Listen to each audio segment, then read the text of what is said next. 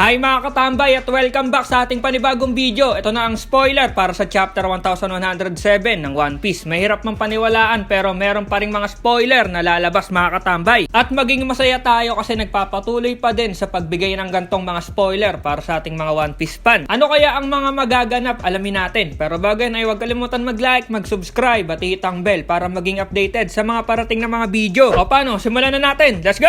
Ngayong spoiler nga ay marami-rami tayong malalaman mga katambay, kaya magiging masaya kayo dito. Ang title nga nitong chapter ay I Was Looking For You. Nga pala mga katambay, may mga tumama tayong ilan sa mga prediction natin sa nakaraang video, kaya natuwa ako sa mga nakita ko. Eto na, ayon sa spoiler ay bukod nga daw dito sa dalawang dumating na giant na si Dory at Brogy na nakita natin sa nakaraang chapter ay may mga kasama pa pala tong mga to. Eto nga yung dalawa pang giant na si Oimo at Kashi. At sinabi pa dito na yung buong giant pirates ay nandun sa barko kung nasan sila Dory at Brogy. Nakita nga ni Usopp yung mga giant na yon at nagulat to dahil nga pumunta itong mga kaibigan nila sa Egghead. Malamang napakasaya nitong si Usopp dahil yung mga kilala nilang mga giant ay pumunta para tumulong sa kanila. Sabi pa sa spoiler na si Jinbei nga daw ay papunta na doon sa lugar kung saan naglalaban itong si Zoro at Lucci para nga patigilin na yung dalawa. Makikita nga daw natin dito yung laban ng dalawa at nagpapatuloy pa din. Habang naglalaban nga daw yung dalawa ay sinasabayan nila ito ng pag-uusap. Lipat tayo ulit. Sabi pa sa spoiler na itong si Luffy, tinanong nga niya itong si Bonnie na bakit nga daw ito umiiyak. Sinabi naman ni Bonnie kay Luffy na matagal na nga daw niyang hinahanap itong si Nika. Sumagot naman si Luffy na bakit daw? Kasama naman na daw siya ni Bonnie matagal na. Nakita nga din daw ni Luffy yung atake na ginawa ni Bonnie at ang hina nga daw nun. At dahil nga daw doon ay ipapakita niya kay Bonnie kung ano yung totoong atake. Pagkasabi ni Luffy nun ay boom! Biglang sinuntok nito si Saturn ng napakalakas at hindi lang yan isa. Paulit-ulit tong ginawa ni Luffy sa mukha ni Saturn. Yung gamit ngang atake ni Luffy dito ay bago at tinatawag ito na Dawn Gatling.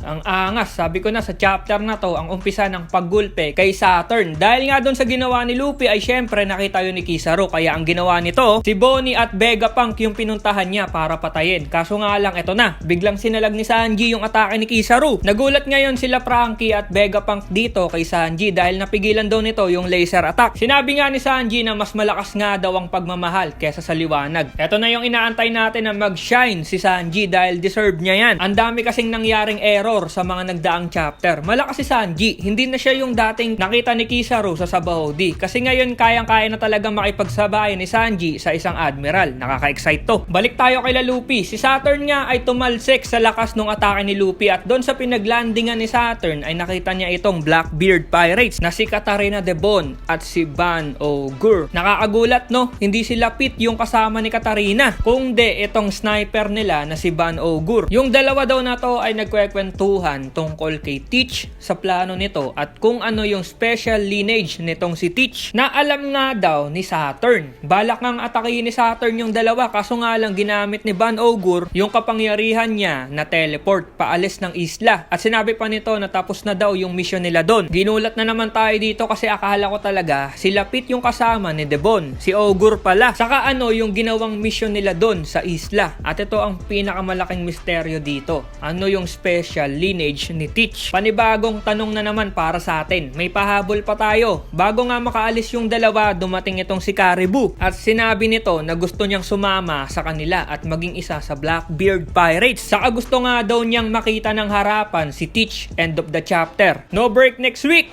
Okay, isang napakagandang spoiler ang nakita natin. Napakadaming nangyari at mga na-reveal na naman. Kaya abang-abang dito sa channel nung full chapter mga katambay. Malapit na yan. Salamat sa pagnood at see you sa next video. Over na!